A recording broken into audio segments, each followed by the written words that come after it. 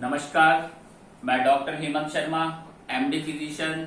आज आपको बताने जा रहा हूं जो ब्लैडर का कैपेसिटी छोटा हो जाता है, स्मॉल कैपेसिटी ब्लैडर, पेशाब की थैली जो होती है वो छोटी हो जाती है। तो आज हमें घनु हेल्प करेगा कि वो कैसे हम बताएं छोटा कैपेसिटी ब्लैडर को कैसे ट्रीट करें। तो पहले मैं चाहता हूं इन पे मैं परफॉर्म करके बताऊंगा पेशाब का थैली कहाँ होता है, किस तरीके का होता है और क्यों छोटा होता है और इसका क्या इलाज है, हम डिस्कस करेंगे।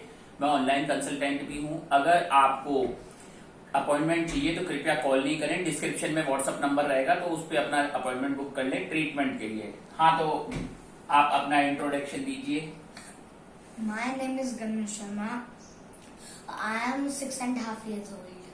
ठीक है, चलो तो घनु एक बार खड़े हो जाएं आप, तो हम व्यूवर्स को दिखा देते हैं स्मॉल कैपेसिटी ब्लैडर क्या होता है, पेशाब की थैली और कहाँ होता है। देखिए इधर आ जाओ, मेरे पास थोड़ा सा आगे ठीक रहेगा। जैसे अब मैं ये बना रहा हूँ, ये हो गई हमारी किडनीज, दिख रही है आपको किडनी, ये हम मान लेते हैं ऐसे, राइट किडनी, ठीक है। ये गया अपना यूरेटर। अब ये इधर की साइड में पीछे होती हैं किडनीज, ठीक है। तो ये मान के चलिए, ये गया यूरेटर और ये हो गई हमारी लेफ्ट किडनी। अब ये किडनी नीचे तक जाएगी यूरेटर्स के माध्यम से, ये नीचे जा रही है, पेंटिंग वैसे ही बना पा रहा हूँ, ठीक है। तो ये यूरेटर ऐसे खुलेंगे, ये खुलेंगे पेशाब की थैली में, यूरिनरी ब्लैडर। अब ये जो ब्लैडर है नॉर्मल कैपेसिटी तो इतना रहेगा, ठीक है। अब ये क्या होता है, ये नीचे से यूरेथ्रा का रास्ता फिर निकल जाता है, पिनाइल यूरेथ्रा का रास्ता। तो आपको दिख गया होगा एनाटॉमी, ठीक है। तो अब मैं आपको बताता हूँ क्या होता है जब यूरिन बार बार हर मिनट में आदमी को जाना पड़ता है। तो ये ब्लैडर क्या होता है, इसमें यूरिन कम भरता है तो नॉर्मल कैपेसिटी नहीं रहता है, तो ये छोटा एकदम इतना सा हो जाता है। तो आपको हर 2-3 मिनट्स में यूरिन बार जाना पड़ता है। स्मॉल कैपेसिटी यूरिनरी ब्लैडर हो जाता है। तो बैठ जाइए गन्नू, किडनी का आएगा। अब ये क्यों हो जाता है वो मैं आपको समझाता हूं। अगर ये इसका बार आने का कारण क्या है, अगर आपको कोई यूरिनरी ट्रैक्ट इन्फेक्शन है और आप हर 10 मिनट 15 मिनट में यूरिन जा रहे हैं, ये 1 दिन 2 दिन में नहीं होगा। एक सेकेंड, ये 1 दिन 2 दिन में नहीं होगा। इसके लिए क्या होगा, आपको बार 6 महीने 7 महीने से ये तकलीफ है। हर 15-20 मिनट में आपको यूरिन जाना पड़ता है, हर 15-20 मिनट्स में। तो क्या होता है, ब्लैडर फुल नहीं होगा तो ब्लैडर कैपेसिटी स्मॉल हो जाता है, स्मॉल कैपेसिटी ब्लैडर हो जाता है। अब इसमें क्या है, ये कारण क्या होते हैं, जैसे किसी को स्टोन के कारण, यूरेथ्रल स्टोन हो, ब्लैडर स्टोन हो, इन्फेक्शन बार होता है, ठीक है। यूरेथ्रल स्टोन हो, ये सारी चीजें हैं तो इन्फेक्शन बार होगा तो ये ब्लैडर छोटा हो जाएगा यूरिन बार जाने से। इन्फेक्शन बताया, कोई ट्यूमर हो सकता है, ब्लैडर कैंसर मतलब पेशाब की थैली का कोई कैंसर हो सकता है, गांठ हो सकता है, टीबी हो सकती है पेशाब की थैली की, ठीक है ना। तो वो सारी चीजें हैं, तो उस वजह से बार यूरिन आता है तो स्मॉल कैपेसिटी हो जाता है। वो श्रिंक होने लगेगा क्योंकि ब्लैडर फुल नहीं भरेगा और उससे पहले यूरिन पास कर लेंगे 5-10 ml पे, तो फिर ब्लैडर कितना हो जाएगा।